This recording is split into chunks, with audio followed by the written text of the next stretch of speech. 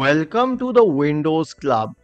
If the mouse cursor change won't stay permanent in your Windows computer, then either read through this article on the website or simply watch this video. I will guide you through the resolutions.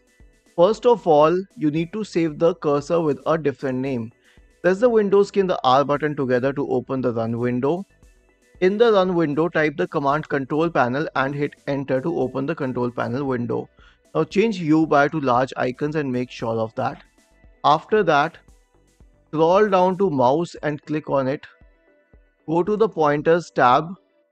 Here you can change the pointers, and let's say that I had to change it to Windows Black Large.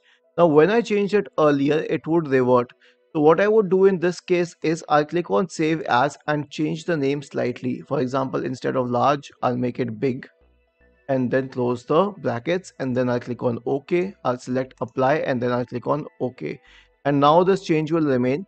But if it does not, then you can consider updating your mouse drivers. It will be advised to do it from the manufacturer's website. Last solution will be to turn off the fast startup. Press the Windows key and the R button together to open the Run window.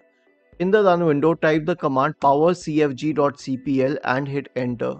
This will open the power options window. Click on choose what the power button does. After this, click on this option which reads change settings which are currently unavailable. Uncheck the box associated with turn on fast startup recommended. Click on save changes and this will definitely solve the problem in discussion. Isn't this easy and interesting? If you have any doubts, please go to the original article on the Windows Club, scroll down to the comment section and write your query. We will surely answer to it. Do not forget to subscribe to the channel. Thank you for watching this video and have a nice day.